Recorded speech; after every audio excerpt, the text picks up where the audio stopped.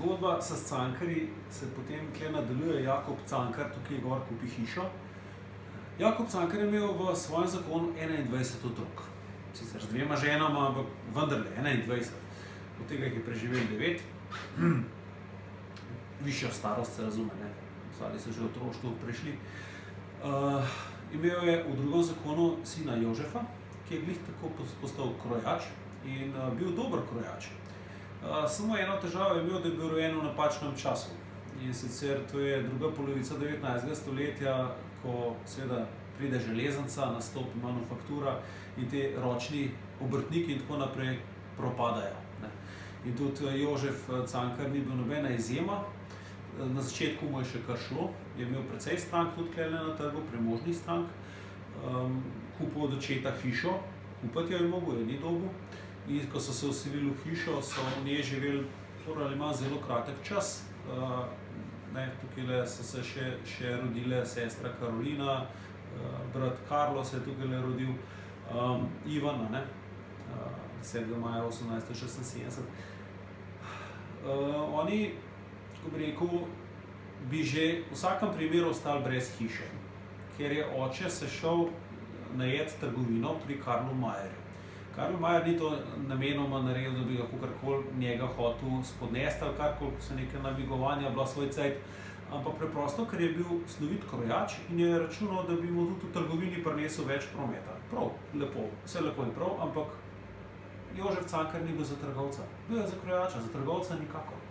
Na koncu je končal tako, da je bil toliko zadolžen, da ni mogel poplačati vseh dolgov takoj in bi tudi hiša šla pod rubež, izgubil je že Laze gor na Raskovcu, ko so jih imeli Cankarji, izgubil bi tudi hišo, potem se je pa zgodilo, kar se je zgodilo 27. julija 1879, Ivanu Cankarju je bilo 3 leta.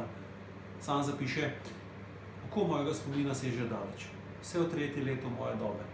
Pogorela nam je hiša in obožali smo do celo. Kaj se je zgodilo? Začeli goreti spodaj pri gostilni pri Korenčanu.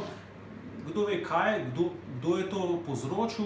V glavnem, ko je ogenj začel goreti po klancu navzgor, to so bile lesene hiše slamokrite. Ko je začel goreti, je zgorelo vse. 27 hiš in poslopij je zgorelo tukaj zgor na klancu. Cerkev je že gorela, tam sodnijo je že lizali. Priletela je požarna bramba iz Logatca pomagati. Vrhniška je takrat še ni imela. Ljubljančani baje niso mogli priti pomagati, ker konj za brizgalno niso dobili. Na srečo je proti večeru pričel dež padati. In vse skupaj nekako umiril. Cankar je takrat bil z vsemi ostalimi otroki zgor pri Sveti Trojici. Igrali so se, ker naenkrat ga sestra pograbila za roke. On je vedel točno, kaj se dogaja. Videl ogromno oblag dimov od Ljubljanskega vrha do žalostne gore in Svete Ane čez celo barje. Vmes pa en visok plamen. Več se je pa govoril, teta Mica kuha štruklje, teta Mica kuha štruklje. To je bilo to. To je ta njegov spomin. Mati je takrat skoraj v plamene skočila v hišo, ker ni vedela, kje so otroci. V trenutku, ko je že skoraj planila skozi vrata v hišo, so oni po klancu dol prišli in se takrat ni zgodilo najhujše. Spomnim se še enega drugega dogodka tistega dne, da so v beli sobi tete Mice, belo odeta teta Mica, bela miza, na mizi beli žlahtno dišeči štruklji. Tisti štruklje se je tako zapomnil, da zaključi črtico, to je bil najlepši dan mojega življenja. Najbolj tragičen dogodek mojega življenja pa pravzaprav v spominu kot najlepši zaradi štrukljev in tete Mice. Od tistega trenutka dalje so pa Cankarji begunci, pravzaprav na Vrhniki, ki nimajo več svoje hiše, selijo se od hleva do hleva, veže do veže, kjer jim pač prostor odstopijo, dokler seveda ob potoku v tisti hiši se niso dokončno rešili. Se pravi, ko mama umre, stara mama umre, ostali se pa razselijo po svetu.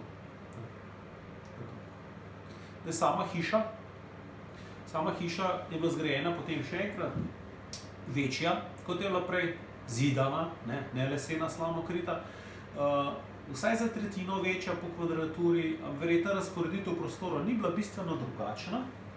Mogoče bi Štibelc kje drugje, malo drugače obrnjen, kdo ve. Ali je kdaj Cankar bil notri, ne vemo. Mogoče je bil kdaj na obisku. Vemo, da ogromno ljudi se je že za cajta Cankarja oglašalo na Vrhniki in si to hišo prišlo ogledovati iz samega spoštovanja do pisatelja, še prej je umrl. Vemo pa, da je velikrat spal pa spodaj pri Korenčanovih, ker je bila gospa njegova botrca. Ne?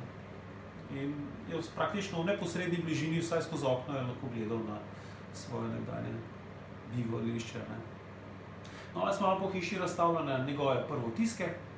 Od neposredno Ivana Cankarja imamo 2 njegovi risbi, pa njegovo posmrtno masko.